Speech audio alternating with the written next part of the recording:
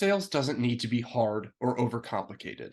Now, that's not my way of saying that sales is easy. Rather, I'm saying that you can have a successful career in sales if you develop a process and execute on it consistently. This channel is dedicated to what a sales process framework could look like and showcasing the different best and worst practices around the different steps of that sales process.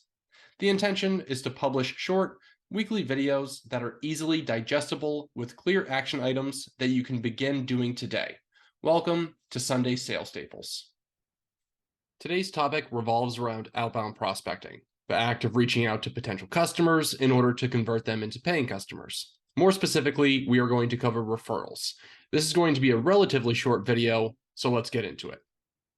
Now, I want to clearly define what I mean by referrals. Depending on who you ask, you can explain referrals in a variety of ways, but they tend to circle around the same principle. For me, the simple definition is a process where sales professionals are encouraged to build leads by tapping into their personal and professional networks. Others will have different definitions based on their experiences or their industry, but for the sake of this video, I will be focusing on B2B sales, where your prospects are limited to those who qualify for your product, solution, or service. And before we get into the best and worst practices for referrals, I want to share a story. Years ago, when I was an account executive, I was responsible for a specific territory in the San Francisco Bay Area.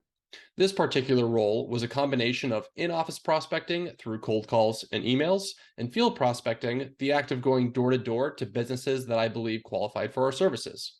There were two businesses next door to each other, and I was prospecting both of them at the same time. One of them was quite large, let's call them grande, and the other one was medium-sized, and we can call them medio.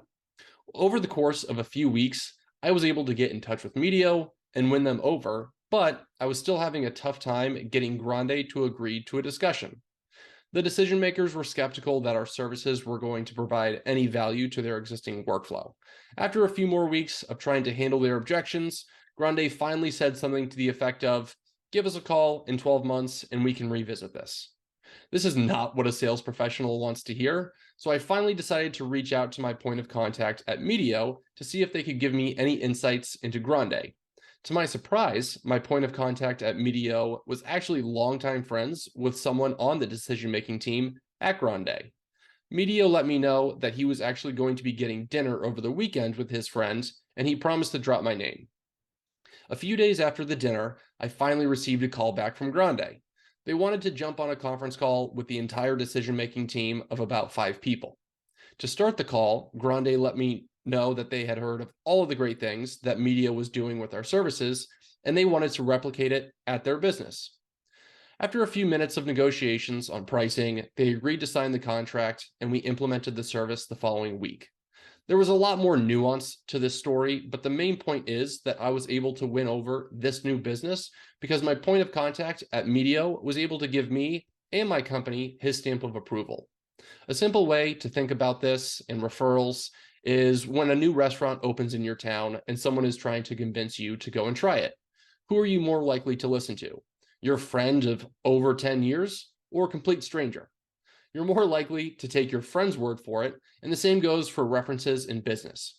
People like to hear about something from individuals they already know. People are more likely to trust their friends, counterparts, family members, etc., than a complete stranger that approaches them unsolicitedly. You can find and ask for referrals in a variety of ways, and we'll cover some of these in the best practices. When it comes to best practices, some people may have a long list that they like to keep nearby. However, I'm going to cover the top 5 that I have found most useful throughout my career. The first one is to frame it as though you're asking for help. You can say things like, "I need some help reaching out to professionals in your industry," or "Is there a way you can help me reach your colleague in a different department at your same company?" Most people like helping others, so don't be afraid to ask. Next is to have some sort of incentive tied to the referrals.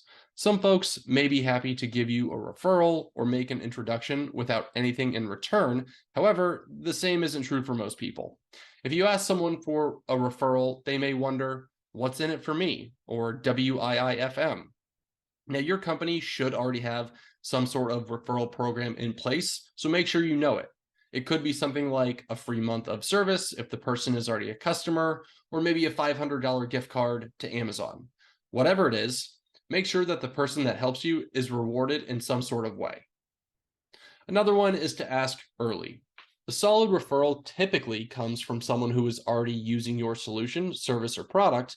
However, you can always ask prospects if they know anyone in their industry that could benefit from your service. Don't be afraid to ask early in your prospecting because you don't know what you might uncover. Now, be careful with this though, because you don't want to seem too pushy up front, and this is a skill you need to craft over time. Next is utilizing social media. If you did your homework on a prospect and you notice that you have a mutual connection on LinkedIn, similar friends on Facebook, or mutual followers on Instagram, then reach out to that mutual connection and ask for help.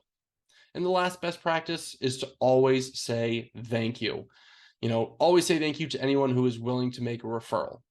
Sometimes people will stretch their necks out in order to make an introduction or give your service a stamp of approval, so make sure to let them know that you appreciate their help.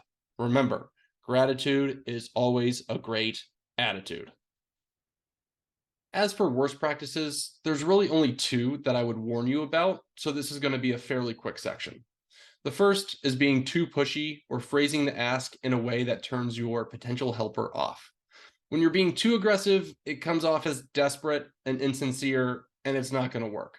Keep things light and relaxed as you make your approach. The next is not asking for referrals.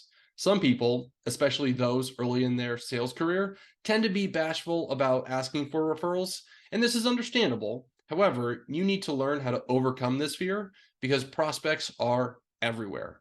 You need to leverage as many outlets as possible to build your pipeline and generate new business. That wraps up this week's quick overview of referrals, and I appreciate you checking out the video. If you want to dig deeper into referrals, I highly recommend checking out articles that you can easily find on Google. Some people will have similar ideas to mine, and others will differ, and at the end of the day, it's up to you to craft your own referral strategy, but I do hope there were some key takeaways that you can begin using today. As I mentioned at the beginning of the video, sales doesn't need to be hard. While sales is becoming vastly more complex with metrics and data, your process doesn't need to be so convoluted that it isn't easily replicated. Keep coming back to the channel to learn more about how to simplify your process and win new business. And feel free to email me at sundaysalesstaples@gmail.com or reach out on Instagram at sundaysalesstaples. Thanks for stopping by, and I'll catch you next week.